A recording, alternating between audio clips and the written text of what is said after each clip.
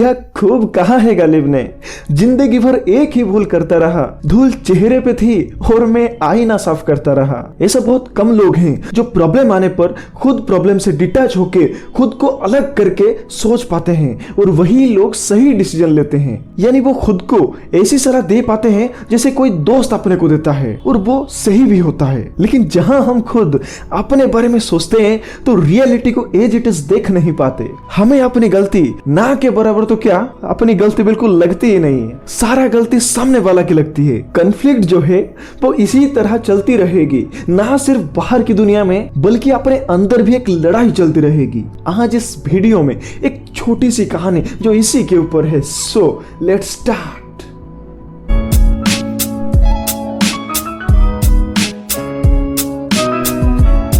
ज्योति जो है वो अपने पापा की परी की तरह रहती थी। अब चूंकि उसकी बचपन में उसकी माँ गुजर गई थी तो उसके पापा ने उसको बड़े लाड प्यार से बड़ा किया था। तो जब उसकी शादी की उम्र हो गई तो उनके पापा ने उसकी शादी करा दी। ज्योति को भी अपने ससुराल वाले बड़े अच्छे लगने लगे, सिवाय उसकी सास को छोड़ के, क्योंकि वो हमेशा बताया करती थी ये गलत हो गया, वो वैसा नहीं करना था। ज्योति अपनी सास से पूरा परेशान हो गई, क्योंकि इससे पहले उसको कोई बताने वाली थी नहीं। अब ज्योति भी ठीक से बात नहीं करती थी अपनी सास से, तो उसके लिए दोनों के बीच और डिफरेंस और झगड़ा बढ़ने लगी। एक दिन ये बात थोड़ी ज्यादा हो गई तो वो गुस्से से अपने मायके चली गई और अपने पापा को बोलने लगी, पापा मैं अब कभी नहीं जाऊंगी वहां मैं और घुट घुट कर जी नहीं सकती। सही बात है बेटी, तुम मत जाओ वहां, यहीं रहे। लेकिन बेटी हुआ क्या है वो तो बता। पापा वो जो मेरी सास है वो बहुत खड़ूस है, कभी भी मेरे साथ अच्छे से बात नहीं करती, उल्टा हमेशा मेरे ऊपर बड़बड़ करती रहती है। जहाँ पे वो है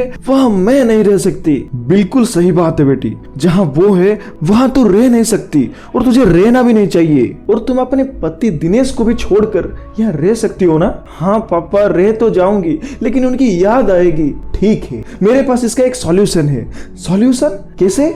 इसके लिए तेरे सास को मरना होगा। हाँ उसको तो मरना ही चाहिए, लेकिन उसको मारेगा कौन? ये काम तू करेगी। पापा मैं कैसे कर सकती हूँ, और पकड़े जाऊंगी तो? डर मत, इसका भी सॉल्यूशन है मेरे पास। सॉल्यूशन कैसे?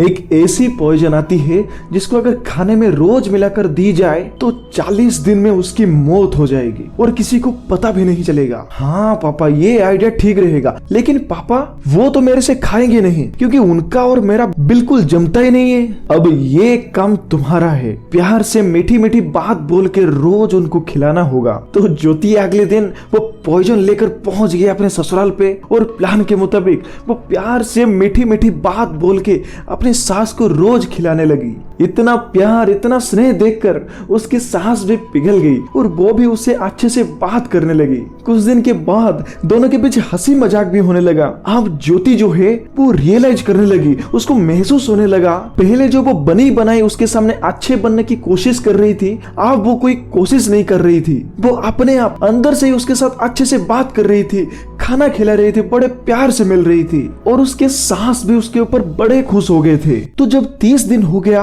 वो पॉइजन देना बंद कर दिया। उसको यही लगा कि इतनी अच्छी सास और कहाँ मिलेगी, लेकिन अंदर ही अंदर उसको डर लगने लगा, क्योंकि वो लगातार 30 दिन तक उस पॉइजन को उन्हें खिला दी थी, कहीं वो मर तो नहीं जाएंगी। तो उस रात उसको नींद नहीं हुआ, यही सोच सोच कर अब अगले दिन सुबह वो अपने पापा को फोन लगाई और बोली, पापा हमें बचा लो। क्या हुआ बेटी, रो क्यों रही है? पापा 30 दिन तक मैं उनको पॉइजन दे चुकी हूँ, लेकिन अब मैं इनको खोना नहीं चाहती, वो बहुत अच्छे हैं। पापा कुछ कीजिए, वो मरना नहीं चाहिए। लेकिन बेटी तुमने ही तो कहा था कि तुम उसके साथ रह नहीं सकती।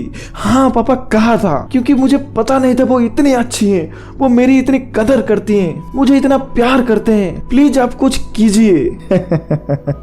डर मत बेटी, मुझे पता था यही होने वाला है, इसीलिए मैंने तुम्हें पॉइजन नहीं हेल्थ सप्लीमेंट पाउडर दिया था। कुछ नहीं होगा इनको, उल्टा इनकी तबीयत और ठीक रहेगी।